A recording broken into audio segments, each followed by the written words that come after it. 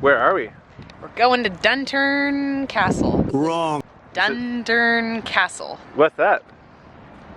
It's a mansion, but more importantly, it has the best kitchen garden ever. It's a 1 acre like historical kitchen garden that used to go along with this mansion castle thing, and it was always our dream to be able to have this garden, and now we have an acre, so we could have it if we wanted.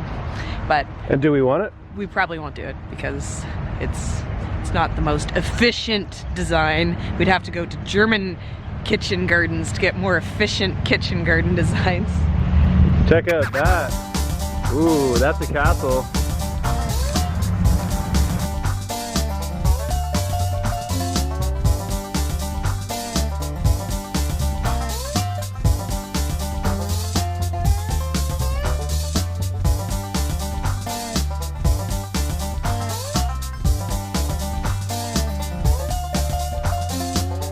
We were kind of talking about how, you know, this is sort of the garden we want, but at the same time, it's not really the garden that we want. But now that I'm standing here, I think that it might actually be the garden.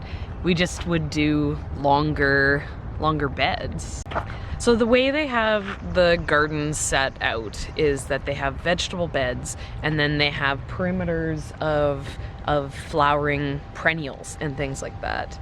And I like the design because it's going to draw on the pollinators. One thing that we found in our home garden is we needed to put in flowers to get the proper pollination on our vegetables.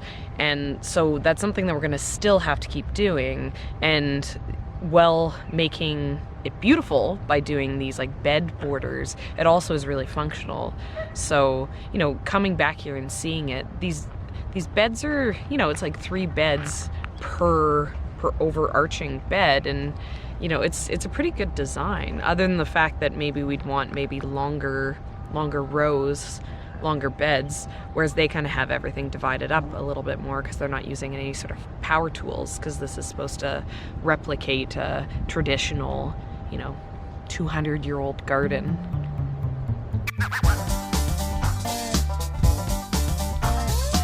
So what was your name? Andrea. Andrea? Okay, I'm Ian and that's Serena. So this is a really cool garden, and obviously it's kind of goes along with Dundurn Castle, which is like a historic, you know, site. And then you guys are actually a historic garden as well, and dress the part, and you guys don't use power tools, which is pretty cool. Well, we do, but just not when you're around. Yeah, so this garden was restored in 2004. Yeah. But it's a restoration of the garden as it was in about 1855. So most of what we grow here is a heritage or an heirloom variety. Yeah. Many things you will recognize, other things you might not. I thought it was pretty interesting that there's some weird stuff, like when we were first going through here years ago, there was like I think eggplants and like, do you guys have okra too? We do have okra as well. And that surprised me, that because this is in southern Ontario, that those vegetables were like local to this area at that time. Oh, absolutely. Like a lot of the things would surprise you what are native to here, but in addition to that, Sir Allan MacNab was very wealthy and he had the means to be able to import things from all over the world. So we have some of those things from the West Indies, for example, from South America, from the Middle East and Mediterranean. And so they wouldn't have necessarily been available to your average? To your average person, that's but right. They still were available to people with means? Sure. One of the best examples of that is the agave cactus that we have in our really? Over there, native to South America, yes. Yeah. And definitely something quite spectacular that most people who came to visit here would have never seen in their lives. Yeah. Do you have any animal systems along with this, or? No, they did keep animals though in the coach house, so that's where the gift shop is located today. They had horses down in the bottom level, cows for dairy, but no, we don't utilize them in any way today. Yeah.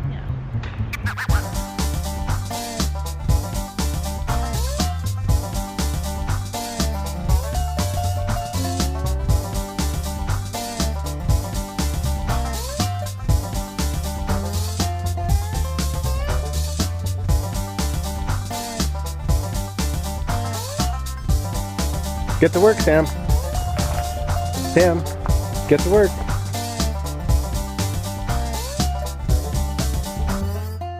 These are really cool. These are hot houses, and it's only a matter of time till Serena makes me build stuff exactly like this. You can see the windows leaning up along the back of them there, and basically they use these to start plants off, and they, you know, just dig them up and replant them in the garden when they want to put them into the main garden when they're big enough. But this is how they get everything started, and you know, like the bricks retain heat, and then obviously you can take the glass off fairly easily when it starts getting, you know, warmer out in the summertime and stuff. And you know, you just start using it as garden space. But you get an early start, and you know, everything's permanent, and it looks really cool too.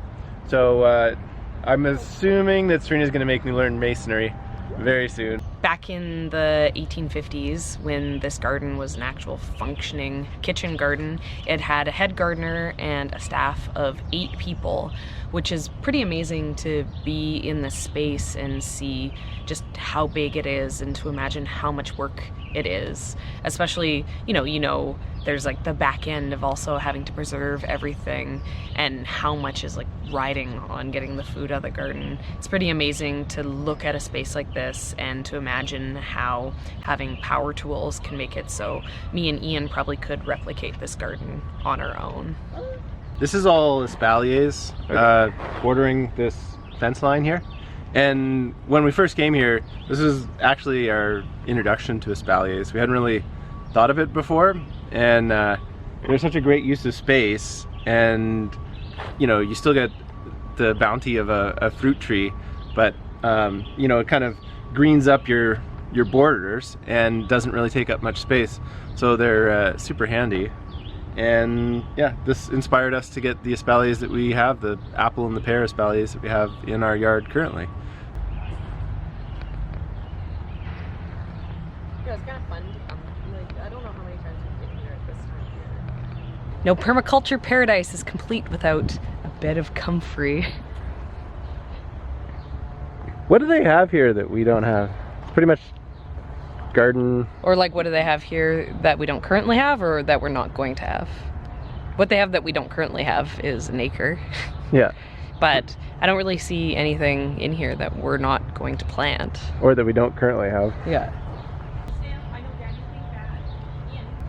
Ian and I don't really know what we're planning on doing in our new farm yet, but coming and seeing what, you know, a traditional use of an acre of space for growing food is, like, really inspires me. Being here and seeing the beauty of the perennials, like the berries, the trees, the mix of flowers that are perennials, the herbs, as well as into the, you know, the seasonal vegetable beds, and just all these kind of traditional ways of doing things like the cold frame. It's really inspiring for what we can do.